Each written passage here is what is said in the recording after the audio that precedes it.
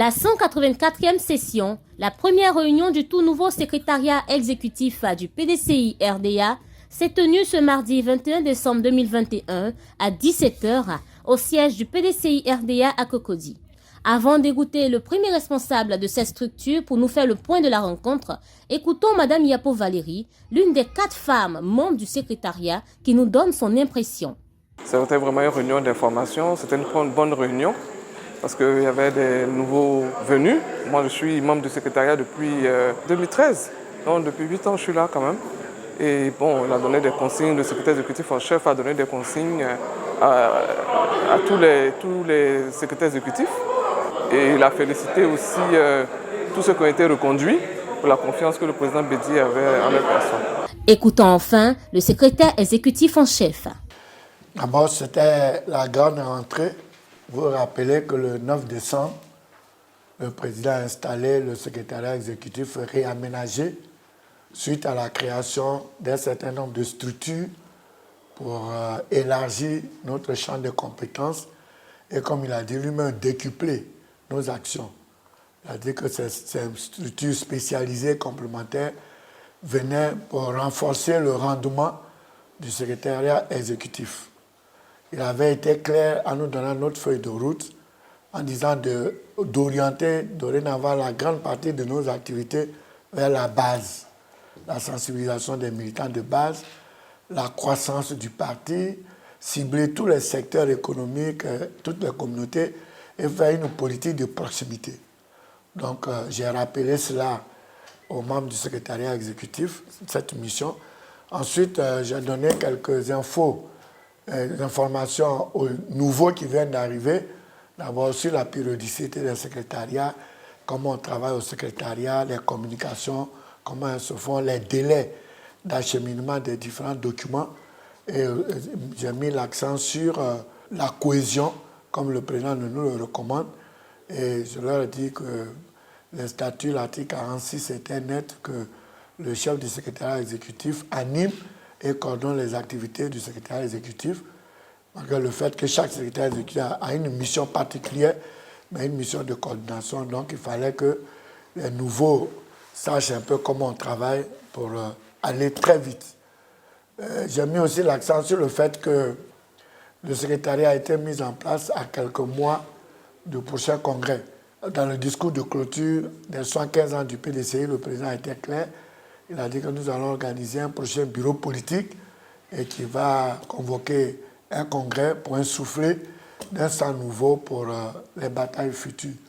Donc nous avons mis l'accent sur la préparation de ce congrès.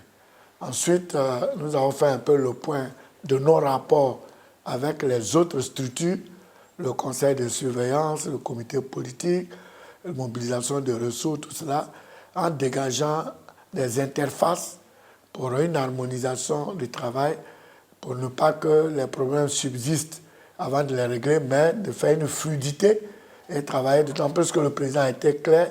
Il a dit que toutes ces structures doivent travailler avec le secrétariat exécutif, qui est le secrétariat du parti, qui est la structure opérationnelle du parti, en disant même que les autres structures devaient nous alimenter en moyens et en idées pour rendre notre activité très bonne. Ensuite, j'ai informé les membres du secrétariat exécutif que j'entreprenais une tournée du 26 décembre au 30 décembre dans le sud-ouest, dont je serai successivement à Soubré et à San Pedro. Ensuite, nous allons mettre le cap sur le nord, parce que ça fait depuis un certain temps, on n'a pas animé le nord, donc j'irai au nord pour faire l'animation de la base. Donc nous sommes en train de préparer une grande tournée dans le nord. Nous avons parlé aussi du dialogue politique. Le secrétariat a été informé de la façon dont les choses se passent. Voici les grandes lignes de nos discussions. Le dialogue a été ouvert le 16 et le 17. On a demandé aux partis politiques de déposer leur thème de référence. C'était trop court. Je pense qu'en leur donnant une semaine supplémentaire jusqu'au 27, c'est gérable.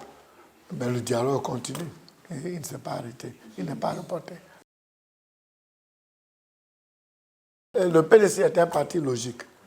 Quand j'étais absent, c'est-à-dire en prison, la personne qui a conduit le dialogue politique avec le Premier ministre Ahmed Bakayoko, paix en son âme, c'est Nyamke Kofi. Et Nyamke Kofi étant présent, c'était tout à fait normal de continuer le fil des idées. C'est pour cela qu'on a responsabilisé Nyamke Kofi. Voilà. Sinon, je suis.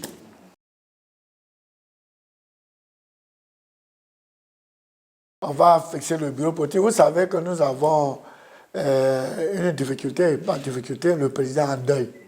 Il a perdu son frère aîné. Et il est reparti au village aujourd'hui. Donc je suis sûr qu'en se replongeant dans l'atmosphère du village, c'est d'abord s'occuper des obsèques. Et puis en fonction des dates, on fixera le bureau politique. Voilà, il n'y a pas de problème. C'est déjà annoncé, soyons patients, il va avoir lieu.